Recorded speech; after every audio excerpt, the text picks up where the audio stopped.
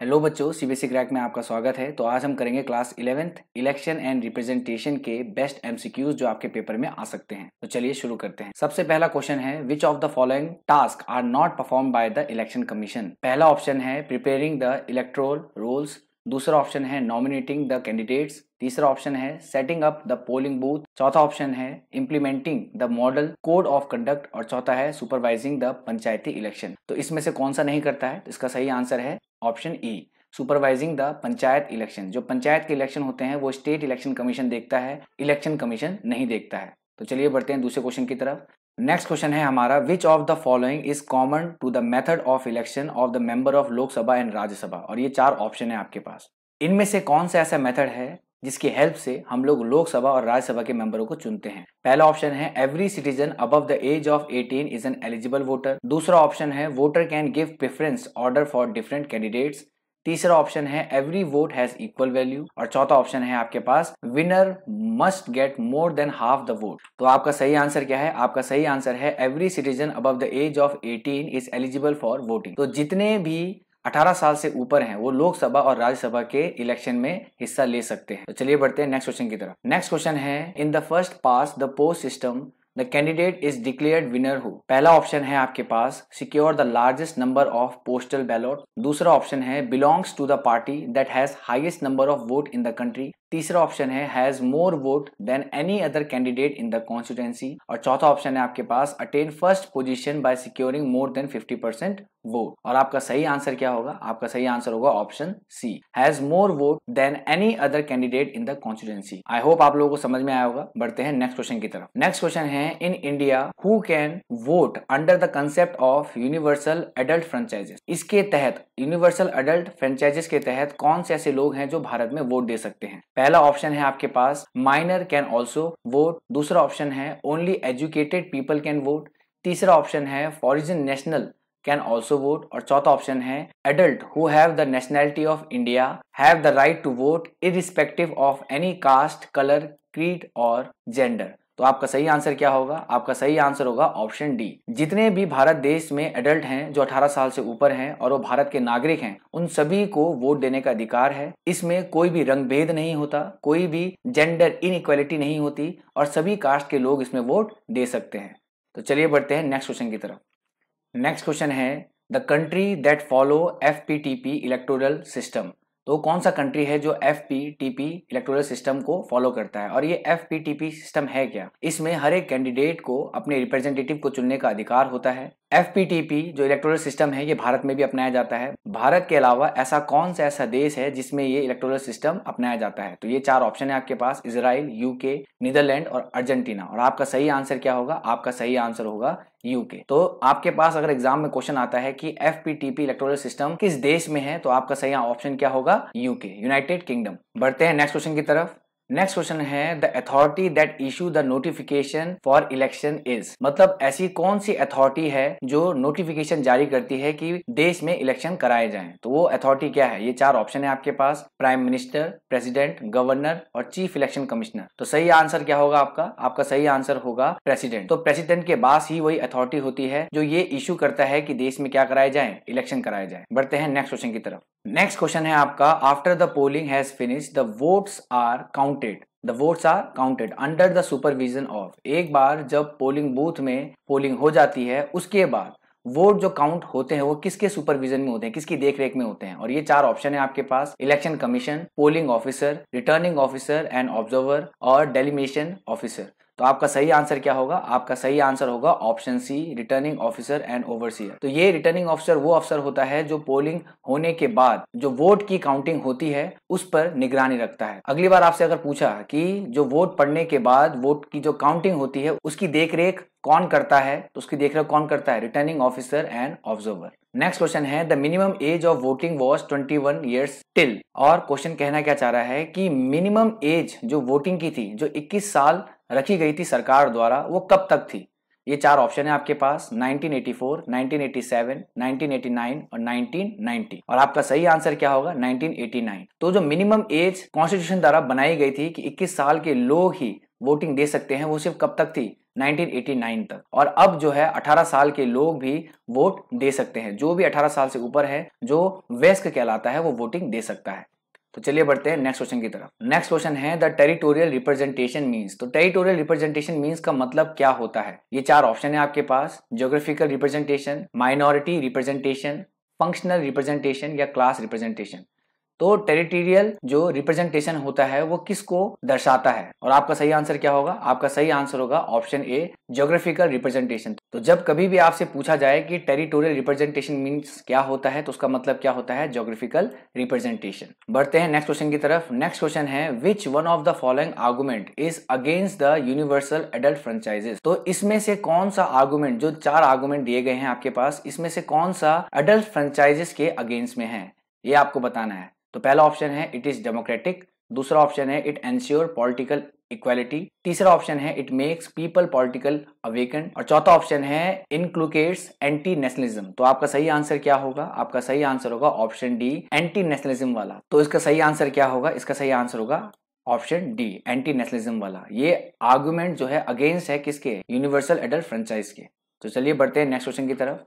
Next question है the present composition of election commission is. जो election commission बना है वो कितने मेंबर से मिलकर बनता है? क्वेश्चन ये पूछना चाह रहा है। पहला ऑप्शन है as decided by the president, उसको प्रेसिडेंट डिसाइड करता है। 1 मेंबर है, 2 मेंबर है या 3 मेंबर है। तो इलेक्शन कमीशन में एट प्रेजेंट कितने मेंबर्स हैं? तो आपका सही आंसर होगा 3 मेंबर्स। तो इसका ऑप्शन कौन सा? ऑप्शन डी सही है। 3 मेंबर्स होते हैं इलेक्शन कमीशन में, एक चीफ इलेक्शन कमिश्नर होता है और 2 इलेक्शन कमिश्नर होते हैं। बढ़ते हैं नेक्स्ट क्वेश्चन की तरफ। नेक्स्ट क्वेश्चन है आपका when did the election commission of India get 2 more election commissioners. तो कब इलेक्शन कमीशन को 2 और इलेक्शन कमिश्नर मिले थे? तो ये आपके पास 4 ऑप्शन है, 1987, 1989, 1990 और 1993। तो पहली बार इलेक्शन कमीशन को 2 और नए जो इलेक्शन कमिश्नर मिले थे वो मिले थे 1989 में। तो आपका सही आंसर क्या होगा? Option B, 1989। नेक्स्ट क्वेश्चन है all eligible voters living in a specific area. इस लाइन को ध्यान से पढ़िए। All eligible voters living in a specific area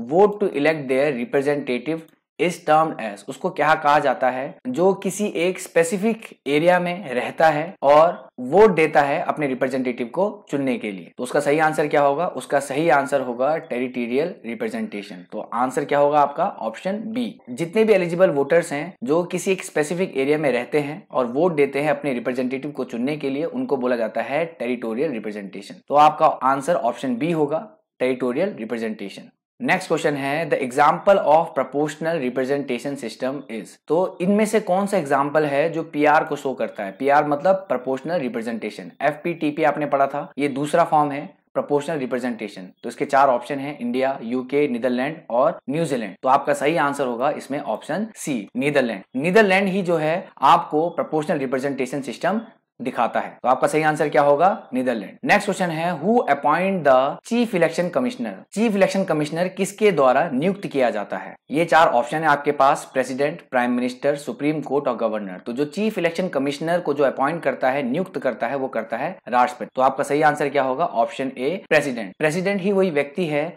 जो चीफ इलेक्शन कमिश्नर को अपॉइंट करता है। नेक्स्ट क्वेश्चन है आपका in India election for which of these bodies are held after every 5 year. भारत में हर 5 साल बाद किसका इलेक्शन कराया जाता है? ये 4 ऑप्शन है आपके पास, राज्यसभा, लोकसभा एंड विधानसभा, विधान परिषद और लोकसभा। तो आपका सही आंसर क्या होगा? आपका सही आंसर होगा ऑप्शन बी, लोकसभा और विधानसभा। हर 5 साल बाद लोकसभा और विधानसभा चुनी जाती है इलेक्शन के द्वारा। तो आपका सही आंसर क्या होगा? लोकसभा और विधानसभा। चलिए बढ़ते हैं नेक्स्ट क्वेश्चन की तरफ। नेक्स्ट क्वेश्चन है campaign take place for a period between the announcement of final list candidate and the date of polling. मतलब जब पोलिंग होने से पहले और फाइनल लिस्ट तैयार होने से पहले जो कैंपेन करती है, जितनी पॉलिटिकल पार्टीज होती हैं वो अपना प्रचार प्रसार करते हैं, वो कितने वीक के अंदर हो जाना चाहिए? और ये 4 ऑप्शन है आपके पास, 2 वीक्स, 1 वीक, 3 वीक और 1 मंथ। तो सही आंसर आपका क्या होगा? आपका सही आंसर होगा ऑप्शन ए, 2 वीक। तो सही आंसर क्या होगा आपका? सही आंसर होगा 2 वीक।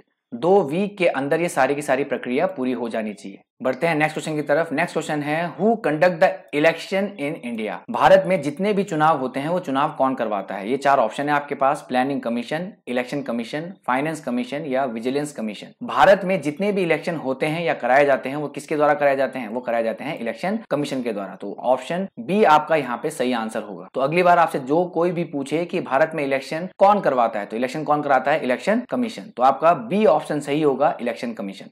बढ़ते हैं नेक्स्ट क्वेश्चन की तरफ। नेक्स्ट क्वेश्चन है the number of seat reserved for scheduled caste in Lok Sabha. ये क्वेश्चन बहुत ज्यादा इंपॉर्टेंट है और ये क्वेश्चन आपके एग्जाम में आ सकता है कि कितने सीटें आरक्षित की गई हैं शेड्यूल कास्ट के लिए लोकसभा में। तो कितनी सीटें हैं, ये चार ऑप्शन है आपके पास, 59, 79, 84 और 99। और आपका सही आंसर होगा 84। शेड्यूल कास्ट के लिए लोकसभा में 84 सीटें रिजर्व होती हैं। शेड्यूल ट्राइब के लिए भी आपसे क्वेश्चन पूछा जा सकता है कि कितनी सीटें रिजर्व होती हैं। तो शेड्यूल ट्राइब्स के लिए कितनी सीटें रिजर्व होती हैं बच्चों, 47 सीटें रिजर्व होती हैं। तो 84 सीटें रिजर्व होती हैं शेड्यूल कास्ट के लिए, किसमें, लोकसभा में। बढ़ते हैं नेक्स्ट क्वेश्चन की तरफ। नेक्स्ट क्वेश्चन है the total number of members nominated by president to the Lok Sabha and Rajya Sabha. तो कितने मेंबर्स नॉमिनेट किए जाते हैं राष्ट्रपति के द्वारा लोकसभा और राज्यसभा में। ये चार ऑप्शन है आपके पास, 12, 14, 20 एंड 18। तो आपका सही आंसर क्या होगा, आपका सही आंसर होगा 14। प्रेसिडेंट द्वारा राज्यसभा में कितने मेंबर चुने जाते हैं, 12 मेंबर चुने जाते हैं और लोकसभा में 2 मेंबर चुने जाते हैं और टोटल कितने हो गए, 14। प्रेसिडेंट द्वारा लोकसभा और राज्यसभा में जितने मेंबर चुने जाते हैं उनकी गिनती कितनी होती है, 14। तो चलिए बढ़ते हैं नेक्स्ट क्वेश्चन की तरफ। नेक्स्ट क्वेश्चन है the minimum age required to contest for presidency. राष्ट्रपति का चुनाव लड़ने के लिए सबसे कम उम्र कितनी चाहिए होती है। ये चार ऑप्शन है आपके पास, 23 ईयर्स, 21 ईयर्स, 35 ईयर्स या 30 ईयर्स। तो इसका सही आंसर क्या होगा, इसका सही आंसर होगा 35 ईयर्स। राष्ट्रपति का इलेक्शन लड़ने के लिए आपकी कम से कम जो उम्र होगी वो होनी चाहिए 35। तो ऑप्शन सी आपका सही आंसर होगा। नेक्स्ट क्वेश्चन है the president nominate 12 members of the Rajya Sabha according to. मतलब राष्ट्रपति जो 12 जने चुनित करता है राज्यसभा के लिए वो किस आधार पर करता है। ये चार ऑप्शन है आपके पास, their performance as office bearer of cultural societies. दूसरा ऑप्शन है the recommendation made by the vice president, the role played in political setup of the country. और लास्ट ऑप्शन है the distinction in the field of science, arts, literature and social service. तो राष्ट्रपति किस behalf पे 12 लोगों को चुनता है राज्यसभा के लिए। तो आपका सही आंसर क्या होगा, आपका सही आंसर होगा ऑप्शन डी। वो साइंस, आर्ट्स, लिटरेचर और सोशल सर्विस में एक्सीलेंट होने चाहिए, तभी जाके राष्ट्रपति उनको 12 मेंबर के रूप में चुनता है राज्यसभा के। आई होप आप लोगों को समझ में आया होगा। तो चलिए बढ़ते हैं नेक्स्ट क्वेश्चन की तरफ। नेक्स्ट क्वेश्चन है how many times president of India can seek re election to his post. Question क्या कहना चाह रहा है, क्वेश्चन कहना चाह रहा है कि राष्ट्रपति भारत देश में कितनी बार इलेक्ट होके आ सकता है या कितनी बार इलेक्शन लड़ सकता है।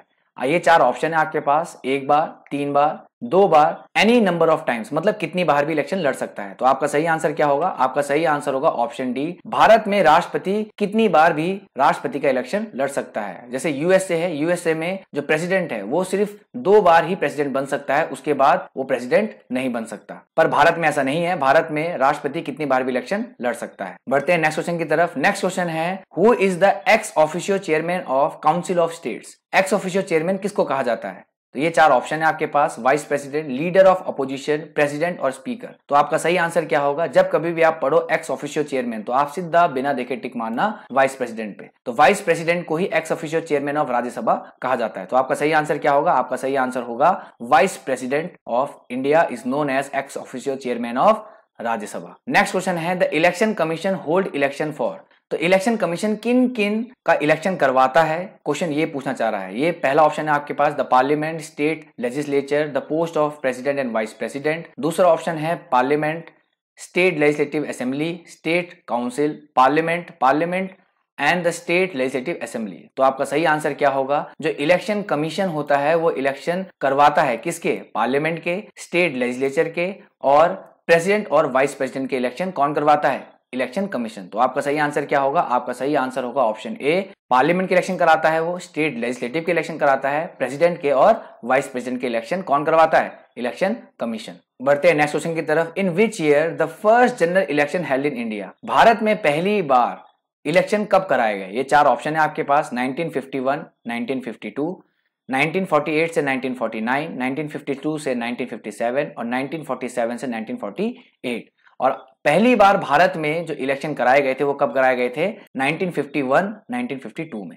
तो आपका सही आंसर क्या होगा? आपका सही आंसर होगा 1951 से लेकर 1952 के बीच में भारत में पहली बार जनरल इलेक्शन कराए गए। नेक्स्ट क्वेश्चन है, in India political parties are given recognition by. भारत में जितनी भी पॉलिटिकल पार्टीज है, जैसे भारतीय जनता पार्टी, बीजेपी, कांग्रेस, आप पार्टी, इनको रिकॉग्निशन कौन देता है? ये चार ऑप्शन है आपके पास, election commission, speaker of Lok Sabha, president, law commission. तो आपका सही आंसर क्या होगा? Election commission. तो इलेक्शन कमीशन ही वही बॉडी है जो पॉलिटिकल पार्टीज को रिकॉग्निशन देता है भारत में इलेक्शन लड़ने के लिए। इलेक्शन कमीशन ही उनको सिंबल प्रोवाइड करवाता है और इलेक्शन कमीशन ही इलेक्शन करवाता भी है। तो आपका सही आंसर क्या होगा? आपका सही आंसर होगा इलेक्शन कमीशन। तो इलेक्शन कमीशन ही वो बॉडी है जो पॉलिटिकल पार्टीज को रिकॉग्निशन देती है कि वो नेशनल पार्टी है या स्टेट पार्टी है।